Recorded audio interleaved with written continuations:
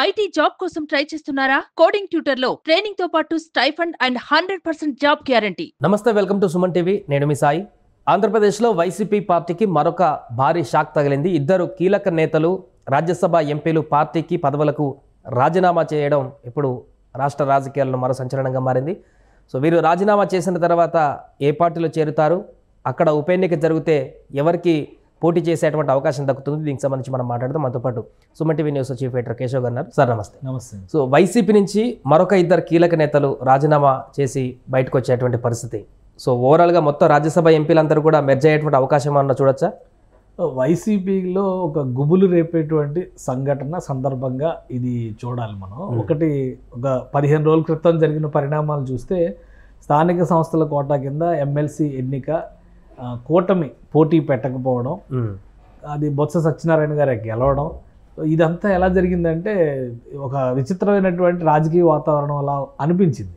ఎందుకు అవకాశం ఉన్నా కానీ ప్రయత్నం చేస్తే దొరికేటువంటి ఛాన్సెస్ ఉండేటువంటి సీట్ అది. కానీ టీడీపీ వ్యూహాత్మకంగా అక్కడ మౌనం వహించింది. ఇంకొకటి ఏంటంటే శాసన మండలిలో వైసీపీ చాలా బలంగా ఉంది, అలానే రాజ్యసభలో వైసీపీ 100% స్ట్రైక్ రేట్ అక్కడ. ఇవి రెండు ఏవైతే నా బలాలని చెప్పుకుని వైసీపీ తిరిగిందో, మేము 4 సీట్లకి పడిపోయిన లోక్సభలో మేము దేశ రాజధానిలో మేము గర్జించగలం అనేటువంటి మాట చెబుతూ వచ్చారో దాని మీద దెబ్బ పడుతున్నటువంటి సందర్భం కనిపిస్తుంది. ఒక వికెట్ పడింది first. Mopidevi Venkataramanarao very close associate Jaganmohan Reddy family. Rajasekhara Reddy గారి టైం నుంచి కూడా ఆయన అడుగుజాడలో నడిచినటువంటి నాయకుడు. ఈ క్విడ్ ప్రోకో కేసుల్లో వాటిలో కూడా జగన్ బాటలో జైలుకు వెళ్ళి వచ్చినటువంటి నాయకుడు. అందుకనే ఆయన 2014 ఎలక్షన్స్, ఆయన 2019 ఎలక్షన్స్లో గెలవకపోయినా కానీ ఆయన మంత్రివర్గంలోకి తీసుకుని శాసన మండలిలో సభ్యుడిని చేశారు, తర్వాత రాజ్యసభకు పంపించారు. ఇప్పుడు ఆయన రాజీనామా, ప్రాథమిక సభ్యత్వం, రాజ్యసభ సభ్యత్వం రెండింటికి రాజీనామా చేశారు. అదే బాటలో బేద మస్తానరావుకి సంబంధించినటువంటి చర్చ నడుస్తుంది. ఆయన కూడా రాజీనామా చేసే అవకాశం ఉంది. అలానే శాసన మండలికి సంబంధించి పోతుల సునీత రాజీనామా లేఖని సమర్పించారు. ఆమె కూడా శాసన మండలి సభ్యత్వానికి కూడా రాజీనామా చేశారు. సో ఇవన్నీ కూడా ఒక అన్ఎక్స్పెక్టెడ్ స్ట్రోక్స్. ఒక 2 సీట్లు ఖాళీ అయితే రాజ్యసభలో వీళ్ళు మళ్ళీ పార్టీ మారి వాళ్లే వస్తారా, లేదా వేరే అభ్యర్థులు ఎవరైనా వస్తారా, ఈ చర్చ కూడా జరుగుతుంది. మొత్తంగా రాజ్యసభలో ఆంధ్రప్రదేశ్ కోటాలో 11 సీట్లు ఉంటే 11 కూడా వైసీపీ అభ్యర్థులే ఇప్పుడు రిప్రజెంట్ చేస్తున్నారు. ఒకవేళ స్థానాలు ఖాళీ అవ్వాలన్నా కానీ కూటమికి 2 సంవత్సరాలు ఎదురు చూడాల్సినటువంటి పరిస్థితి ఉంది. వాళ్ళు రాజీనామాలు చేస్తే మినహా వచ్చేటువంటి సీట్లు అయితే ఏవీ లేవు. కాబట్టి 2026 వరకు ఇప్పుడు మోపిదేవి వెంకటరమణారావు గారికి సంబంధించి కూడా టెన్యూరిటీ ఉంది ఇంకా. సో 2026లో కొంతమంది సభ్యత్వం పూర్తవుతుంది, 2028లో మరికొంతమంది, 2030, అంటే 3 దశలుగా ప్రతి 6 ఏళ్లకు ఉంటుంది. కాబట్టి అక్కడ ఇప్పుడు ఉన్న పరిస్థితి అది. సో మిగతా వాళ్ళు కూడా వచ్చేటువంటి అవకాశం ఏమైనా చూడొచ్చా? మిగతా రాజ్యసభ ఎంపీ వాస్తవానికి ఇప్పుడు అక్కడ ఉన్నటువంటి వాళ్ళు ఎవరు, సభ్యులు ఎవరు, వాళ్ళల్లో ఎవరు ఏ పార్టీ వైపు వెళ్ళే అవకాశం ఉంది, ఇది కూడా చాలా ఆసక్తికరం. ఇప్పుడు పరిమళ నత్వాని ఆయన బీజేపీ రిఫర్డ్ క్యాండిడేట్ అని చెప్పనేటువంటి మాట చెప్పారు. 2020లో ఆయన మెంబర్ అయ్యారు. ఆయనకు సంబంధించి కూడా 2026లో టెన్యూర్ కంప్లీట్ అవుతుంది. పరిమళ నత్వాని బీజేపీ మనిషి అనేటువంటి ముద్ర ఉంది కాబట్టి ఆయన బీజేపీలోకి వెళ్తారనేటువంటి చర్చ నడుస్తుంది. రాజ్యసభలో ఏపీ కోటా కింద బీజేపీకి ఎవరో కూడా మెంబర్ లేరు. బహుశా వెళ్ళినా ఆశ్చర్యపోవాల్సినటువంటి అవసరం లేదు. ఇక పిల్లి సుభాష్ చంద్రబోస్, ఈయన కూడా 2020లో ఎంపీ అయ్యారు. సేమ్ మోపిదేవి వెంకటరమణారావుతో పాటే ఆయన కూడా అయ్యారు. ఆయన కూడా 2026 వరకు ఉంది. ప్రస్తుతం ఉన్న పరిస్థితుల్లో వైసీపీని ఈయన కూడా వీడతారనేటువంటి చర్చ నడుస్తుంది. ఇక ఆళ్ళ అయోధ్య రామిరెడ్డి, ఈయన కూడా 2020లో అయ్యారు, 2026 వరకు ఆయనకి టెన్యూరిటీ ఉంది. కానీ ఆయన కొంతకాలంగా అసంతృప్తి ఉన్నారు. పార్టీ ఓడిపోయినటువంటి విధానం వీటన్నింటిని చూసిన తర్వాత బహుశా ఆయన పార్టీ మారేటువంటి ఆలోచన చేయొచ్చు అంటారు. బేద Mastanrao on the way, already ఆయనకు సంబంధించి న్యూస్ బయటకు వచ్చింది. 2028 వరకు ఆయనకి టెన్యూరిటీ ఉంది. అయినా కానీ బయటికి రావడానికి ప్రిపేర్ అయినట్టుగా తెలుస్తుంది. ఇక ఎస్ నిరంజన్ రెడ్డి, జగన్మోహన్ రెడ్డి గారికి సంబంధించిన అనేక కేసులు వాదిస్తున్నటువంటి అడ్వకేటు. సో బహుశా ఆయన బయటికి రావడానికి అవకాశాలు చాలా తక్కువ ఉన్నాయనేది ప్రస్తుతం నడుస్తున్నటువంటి చర్చ. 2028 వరకు ఆయనకు టెన్యూర్ ఉంది. ఆర్ కృష్ణయ్య, ఆయన ఎందుకు వెళ్ళాడో ఆయనకే తెలియాలి. అది ఏ పార్టీలో ఉన్నారో కూడా తెలియదు. అసలు జగన్మోహన్ రెడ్డి ఎందుకు పిలిచారో కూడా ఆయనకే తెలియాలి. ఎందుకంటే ఆయన బీసీ నాయకుడిగా దేశవ్యాప్తంగా ఒక ఐడెంటిటీ ఉన్నటువంటి బీసీ మ్యాన్. అలాంటి అది కూడా తెలంగాణ నుంచి రిప్రజెంటేషను. 2014 ఎన్నికల్లో తెలంగాణలో ఎల్బీ నగర్ నుంచి పోటీ చేసి తెలుగుదేశం పార్టీ గుర్తు మీద అప్పుడు కనుక తెలుగుదేశం బీజేపీ కూటమి అధికారంలోకి వస్తే ఈయన సీఎం క్యాండిడేట్ అని కూడా చెప్పారు. 5 ఏళ్ళు ఆయన తెలుగుదేశం ఎమ్మెల్యేగానే ఉన్నారు. ఆయన సొంత ఎజెండా, ఆయన సాధారణంగా ఆయన వ్యవహరించేటువంటి స్వేచ్ఛాయుతమైనటువంటి వాతావరణంలోనే ఆయన టెన్యూర్ ఉన్నంతకాలం కూడా ఆయన నడిపించారు. పార్టీ నిర్ణయాలకు లోబడే పని చేయలేదు ఆయన. పార్టీ మారకపోయినా కానీ చివరి రోజు వరకు ఆయన అలా కొనసాగారు. అలాంటిది 2019లో టీడీపీ ఓడిపోగానే ఈయన పిలిచాడు, ఆయన వెళ్ళాడు. అది ఎందుకు వెళ్ళారో వాళ్ళకి తెలియదు. కాబట్టి ఈయన కూడా మళ్ళీ రంగు మార్చే అవకాశం ఉందనేది అయితే క్లియర్గా సంకేతాలు వస్తున్నాయి. ఇక విజయసాయి రెడ్డి గారు ఆయన ఆల్రెడీ నేను క్లారిటీ ఇచ్చారు. నేను పార్టీ మారననేటువంటి మాట చెప్పారు. వైసీపీలో ఆయన వచ్చినప్పుడు ఎవరు తీసుకుంటారనేది కూడా ఒక చర్చ నడుస్తుంది. ఎందుకంటే ఈ మధ్యకాలంలో ఆయన ఇరుక్కున్నటువంటి వివాదాలు ఇవన్నీ చూసిన ఆయన 2030 వరకు 2028 వరకు విజయసాయి రెడ్డి గారి టెన్యూర్ ఉంది. రీసెంట్గా ఎలక్షన్స్ ముందర, లోక్సభ ఎలక్షన్స్ ముందర ఫిబ్రవరిలో అయినటువంటి మెంబర్స్ కొంతమంది ఉన్నారు. ఏప్రిల్లో ఫైనల్ అయింది. ఫిబ్రవరి ఎలక్షన్స్లో ఏప్రిల్లో వాళ్ళు గెలిచినట్టు డిక్లేర్ చేశారు. ఆ కేటగిరీలో 3 ఎంపీలు వెళ్ళారు. మేడ రఘునాథ్ రెడ్డి, గొల్ల బాబురావు, వైవి సుబ్బారెడ్డి. వీళ్ళిద్దరికి కూడా 2030 వరకు టెన్యూర్ ఉంది. అయితే గొల్లబాబురావు, రఘునాథ్ రెడ్డి ఇద్దరు కూడా అసంతృప్తితో ఉన్నారు. పార్టీకి సంబంధించి కొంత దూరంగా ఉంటున్నారు అనేటువంటి ఒక చర్చ నడుస్తుంది. విజయసాయి రెడ్డి మినహా, వైవి సుబ్బారెడ్డి మినహా, నిరంజన్ రెడ్డి మినహా, అంటే ఒక 3 మినహా మిగతా 9 మంది ఏ బాట పట్టినా ఆశ్చర్యపోవాల్సినటువంటి అవసరం లేదు. ఇందులో కొంతమంది తెలుగుదేశం, కొంతమంది బీజేపీ వైపు కూడా చూస్తున్నారు. తెలుగుదేశం కనుక ఇప్పుడు రాజీనామాలు చేసి వచ్చిన వాళ్ళకి గేట్లు తెరిస్తాయి. ఎందుకంటే మోపిదేవి వెంకటరమణారావు చాలా క్లియర్గా తెలుగుదేశంలోకి వెళుతున్నట్టుగా, అనగాని సత్యప్రసాద్ మధ్యలో మీడియేషన్ చేస్తున్నట్టుగా చర్చ నడుస్తుంది.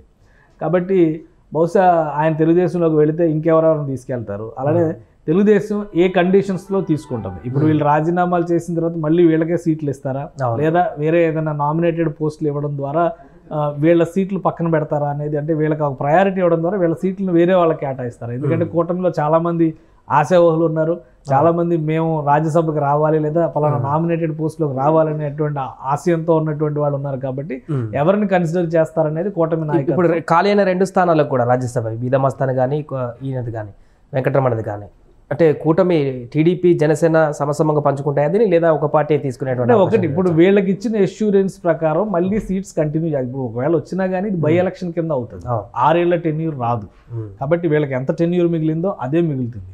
ఆ 2 ఏళ్లకి 4 ఏళ్లకి ఎవరికి ఇవ్వాలి టెన్యూర్? 2 ఏళ్లకి 4 ఏళ్ళు అంతే కదా మ్యాక్సిమం ఉండేది ఇద్దరికి కూడా. ఇప్పుడు ఒకవేళ బేదమస్తాన్రావు కూడా రాజీనామా చేస్తే, ప్రస్తుతానికైతే మోపిదేవి వెంకటరమణ రాజీనామా చేశారనేది పక్కాగా ఉన్నటువంటి సమాచారం. సో ఒకవేళ వస్తే ఎవరికి ఇవ్వాలి, అలానే పంచుకునేటువంటి పరిస్థితి వస్తే ఎవరిని రిప్రజెంట్ చేయించే అవకాశం ఉంటుంది అనేది కూడా ఒక చర్చ ఉంది. కొంతమంది పేర్లు కూడా వినిపిస్తున్నాయి, కొంత ఆసక్తికరమైనటువంటి పేర్లు కూడా వినిపిస్తున్నాయి. చంద్రబాబు నాయుడు గారు మొన్న కూడా శాసన మండలికి సంబంధించి 2 సీట్లు ఖాళీ అయితే ఒకటి జనసేన, ఒకటి తెలుగుదేశం తీసుకున్నారు. ఎందుకంటే అప్పుడు సి రామచంద్రయ్య రాజీనామా చేశారు, టీడీపీలో వచ్చి జాయిన్ అయ్యారు. సో ఆయనకి బహుశా ఆయనకే ఇచ్చారు టీడీపీలో. ఆయన్ని డ్రాప్ చేస్తారని అనుకున్నారు, వేరే వాళ్ళకి ఇస్తారు. టీడీపీలో చాలామంది పేర్లు వినిపించాయి, వంగవీటి రాధాతో సహా చాలామంది పేర్లు వినిపించినాయి. కానీ వాళ్ళని ఎవరిని కాదని పక్కన పెట్టి సి రామచంద్రయ్యకే ఇచ్చారు. అలానే ఇంకో వ్యక్తి మహమ్మద్ ఇక్బాల్ పార్టీ మారి ఆయన వైసీపీలో ఇచ్చి తెలుగుదేశంలోనే జాయిన్ అయ్యారు. కానీ తెలుగుదేశం వారికి ఎవరికి కూడా ఆ స్థానం కేటాయించలేదు. సో అది అటు జనసేన పార్టీకి పిడుగు హరిప్రసాద్ గారికి ఇచ్చారు. సో ఈ ఈక్వేషన్ చూసినప్పుడు ఒకవేళ 2 సీట్లు ఖాళీ అయితే జనసేన ఒకటి, తెలుగుదేశం ఒకటి పంచుకునే అవకాశం కూడా ఉండొచ్చు. నామినేటెడ్ పోస్టులపైన చర్చ ఎక్కువగా జరుగుతుంది కాబట్టి ఇప్పుడు నామినేటెడ్ పోస్టులపైనే ట్రెండ్ నడుస్తుంది. కాబట్టి ఈ రాజీనామాల తర్వాత ఎవరిని రిఫర్ చేస్తారు? ఒకవేళ చెరొక సీటు ఇచ్చే లెక్కనైతే తెలుగుదేశంలో కూడా చాలామంది ఆశావహులు ఉన్నారు. కానీ 2 పేర్లు అయితే బలంగా వినిపిస్తున్నాయి. జనసేన టీడీపీకి కనుక ఈ సీట్లు కేటాయిస్తే ఒక సీటు ఖచ్చితంగా నాగబాబు గారికి ఇవ్వచ్చు అనేటువంటి చర్చ ఒకటి అంతర్గతంగా జరుగుతుంది. ఎందుకంటే ఆయన 2 సార్లు త్యాగం చేశారు. కానీ నామినేటెడ్ పోస్టులో వినపడుతుంది ఫిలిం కార్పొరేషన్ చైర్మన్ గా ఇస్తారు నాగబాబు. అంటే నాగబాబు గారి స్థాయికి ఫిలిం కార్పొరేషన్ అనేది సరిపోతుందా లేదా అనేది, ఒకవేళ దానికి ఏమైనా ప్రత్యేకమైన ప్రాధాన్యం తీసుకోవడం ద్వారా ఏపీలో ఫిలిం ఇండస్ట్రీని మరింతగా విస్తరించడానికి, అవకాశాలు కల్పించడానికి ఛాన్సెస్ని చూడాలి అని అనుకుంటే కనుక అప్పుడు ఇండస్ట్రీకి, గవర్నమెంట్కి ఒక వారధిగా పనిచేయడానికి ఖచ్చితంగా నాగబాబు గారిని రిఫర్ చేసేటువంటి ఛాన్సెస్ ఉంటాయి. ఎందుకంటే సినిమాటోగ్రఫీ మినిస్ట్రీ కూడా జనసేన చేతుల్లోనే ఉంది కాబట్టి. అలా కాకుండా రాజ్యసభకి పంపించాలి అని అనుకుంటే కనుక ఆయన ఎంపీ లోక్సభకి ఆల్రెడీ అనకాపల్లికి ఫైనల్ అనుకున్నటువంటి తరుణంలో బీజేపీ కోసం త్యాగం చేయాల్సి వచ్చింది. సో ఆ సీటు బీజేపీ గెలుచుకుంది. కాబట్టి ఆయన ఒక జనసేన వైపు నుంచి చూస్తే ఒక బలమైనటువంటి అభ్యర్థి, బలమైనటువంటి క్యాండిడేచర్గా కన్సిడర్ చేయాల్సి ఉంటుంది. తెలుగుదేశం వైపు నుంచి కూడా ఇంకో పేరు చాలా బలంగా వినిపిస్తుంది. గల్లా జయదేవ్ లాస్ట్ టైం లోక్సభలో పార్టీ ఫ్లోర్ లీడర్గా ఆయన వ్యవహరించినటువంటి నాయకుడు. అయితే గత ప్రభుత్వం వేధింపుల కారణంగా ఆయన పరిశ్రమలో మూసుకొని వెళ్ళిపోవాల్సిన పరిస్థితి ఏర్పడడం, తెలంగాణకి వచ్చి మళ్ళీ ఇక్కడ పరిశ్రమను స్థాపించడం, ఇక్కడ గవర్నమెంట్ గెలవడం, ఈ అనూహ్యమైనటువంటి భారీ విజయాన్ని చూసిన తర్వాత ఆయన కూడా బాధపడడం. బట్ పార్టీతో అయితే కంటిన్యూ అవుతూనే ఉన్నాడు. కొన్నాళ్ళు రాజకీయాలకు విరామం అనేటువంటి మాట చెప్పారు. కాబట్టి ఆయనకు ఉన్నటువంటి హుందా ఆయన వ్యవహార శైలిని దృష్టిలో పెట్టుకుని చూస్తే గల్లా జయదేవ్కి టీడీపీ తరఫున రిప్రజెంటేషన్ ఇచ్చే అవకాశం ఉంది అనేటువంటి సంకేతాలు కనిపిస్తున్నాయి. ఇవి జస్ట్ ప్రాబబుల్స్. ఎందుకంటే వీళ్ళు రాజీనామాలు చేయాలి, వీళ్ళు రావాలి, తర్వాత అక్కడ ఎలక్షన్ ప్రాసెస్ మొదలవ్వాలి. బట్ ఈ లోపు చాలామంది పేర్లు కన్సిడరేషన్లోకి వచ్చే అవకాశం కూడా ఉండొచ్చు. సో ఈ రకంగా చూస్తే అలానే మోపిదేవి వెంకటరమణ కానీ బేద మస్తానరావు కానీ వస్తే వాళ్ళని ఏ విధంగా ఆనర్ చేస్తారు, అది కూడా ఇంపార్టెంట్ అంశం. సో వాళ్ళకి సంబంధించి కూడా కొన్ని నామినేటెడ్ పోస్టులు, క్యాబినెట్ ర్యాంక్ ఉన్న నామినేటెడ్ పోస్టుల పైన చర్చ జరుగుతున్నట్టుగా ఒక సమాచారం ఉంది. వాళ్ళు కూడా పార్లమెంట్ కంటే కూడా రాష్ట్ర రాజకీయాల్లో రాష్ట్రంలో ప్రాధాన్యం ఉన్నటువంటి పోస్ట్ కావాలని కోరుకుంటున్నట్టుగా ఒక సమాచారం. సో వీటన్నిటి కంపైలేషన్ ఫలితంగా ఇద్దరితో కనుక ఈ అంశం ఆగితే ఈ చర్చ ఇద్దరి దగ్గరే ఆగుతుంది. లేదు అనుకుంటే కనుక మనం అనుకున్నట్టుగా 9 మంది లిస్ట్ ఉంది. ఇప్పుడు ఏదైతే నా బలం అని అనుకుంటున్నారో సో ఆ బలం ఎంతవరకు ఖాళీ అవుతుంది అనేది చూడాలి.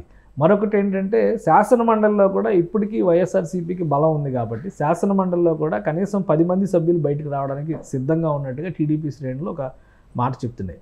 అందులో కొంతమంది బీజేపీ ఇప్పుడు ఆల్రెడీ పోతుల సునీత రాజీనామా చేశారు. నిన్న మొన్నటి వరకు ఆమె వైఎస్ఆర్సీపీ మహిళా విభాగం చైర్పర్సన్గా వ్యవహరించారు. మొన్ననే ఆమెను తొలగించి వరుదు కళ్యాణికి ఆమె ఎమ్మెల్సీ, ఆమెకు అవకాశం ఇచ్చారు. సో ఇప్పుడు సడన్గా ఆమె రాజీనామా చేసింది. గతంలో చంద్రబాబు నాయుడు గారు ప్రభుత్వంలో ఉన్నప్పుడు, అధికారంలో ఉన్నప్పుడు 2014లో ఆమె 2014లో టికెట్ ఇచ్చినా ఓడిపోయింది, ఎమ్మెల్యే సీటు ఓడిపోయింది. అయినా కానీ ఆమెకు ఎమ్మెల్సీ అవకాశం ఇచ్చారు చంద్రబాబు నాయుడు గారు. గవర్నమెంట్ మారిన వెంటనే ఏమో పార్టీ మారింది. సో ఆమెను మళ్ళీ పార్టీలోకి ఆహ్వానించాలో వద్దు, ఆల్రెడీ టీడీపీలో చర్చ నడుస్తుంది. ఇలాంటి ఊసర వల్ల ఎందుకంటే వాళ్ళ ఫ్యామిలీ పరిటాల రవి కుటుంబానికి చాలా దగ్గరగా ఉన్నటువంటి ఫ్యామిలీ కాబట్టి తెలుగుదేశం దూరం చేసుకోవడం ఇష్టం లేకే ఆయన ప్రకాశం జిల్లాలో అవకాశం ఇచ్చారు. వాస్తవానికి ప్రకాశం జిల్లాకి నాన్ లోకల్ అనేటువంటి అభిప్రాయం ఉన్నా కానీ అక్కడ అవకాశం ఇచ్చారు. అక్కడ గెలవలేకపోయింది. సో అంత ప్రాధాన్యం ఇచ్చినా కానీ పార్టీ మార్చింది కాబట్టి ఇప్పుడు రానివద్దు అనేటువంటిది. కానీ ఆమె అనూహ్యంగా శాసనమండలి సభ్యత్వానికి రాజీనామా చేశారు, వైఎస్ఆర్సీపీ ప్రాథమిక సభ్యత్వానికి రాజీనామా చేశారు. సో ఇప్పుడు ఆమె ఎటువైపు చూస్తుంది? కొంతమంది ఆమె అనుచరులు ఇస్తున్నటువంటి ఇండికేషన్స్ ప్రకారం బహుశా బీజేపీ వైపు ప్రయత్నాలు చేస్తున్నట్టుగా చెప్తున్నారు. బీజేపీ వైపు వెళ్తారా లేదా క్లారిటీ రాదు. ఇదే కోటాలో ఇంకెంతమంది ఎమ్మెల్సీలు వస్తారు? ఎందుకంటే ఈ ఎమ్మెల్సీ స్థానాలు కూడా భర్తీ చేయాలి కదా. సో ఇది ఏం జరుగుతుంది అనేది అసలు గేమ్ ఇప్పుడు మొదలైంది. నిన్న మొన్నటి వరకు వైఎస్ఆర్సీపీ చెప్పినటువంటి వాదన ఏంటంటే మేము చాలా బలంగా ఉన్నాం అనేటువంటి మాట చెప్పింది శాసనమండలిలో, రాజ్యసభలో. ఆ 2 చోట్ల ప్రభుత్వాన్ని నిలువరించే శక్తి వైసీపీకి ఉందనేటువంటి అభిప్రాయంతో ఉంది. ఇప్పుడు దాన్ని బద్దలు కొట్టేటువంటి వ్యూహానికి పదును పెట్టినట్టుగా కనిపిస్తుంది. ఈ వచ్చే వాళ్ళ జాబితాను బట్టి నెక్స్ట్ సీట్ అలాట్మెంట్ పైన కూడా ఒక క్లారిటీ వచ్చే అవకాశం ఉంటుంది. Right sir. అది ప్రస్తుతానికి ఆంధ్రప్రదేశ్లో వైసీపీకి సంబంధించిన నేతలు ఒక్కొక్కరుగా పార్టీ వీడుతూ ఆ యొక్క పదవులను వీడుతూ కూటమి వైపు అడుగులు వేస్తున్నటువంటి సందర్భంలో ఇంకా ఎంతమంది వైసీపీ నుంచి బయటకు వస్తారు, ఇంకా ఎవరెవరు వస్తారనేటువంటి ఒక చర్చ అయితే ప్రస్తుతం కొనసాగుతుంది. సుమన్ టీవీలో మీ పర్సనల్ అండ్ బిజినెస్ ప్రమోషన్స్ కోసం కింది నెంబర్కి కాంటాక్ట్ చేయండి.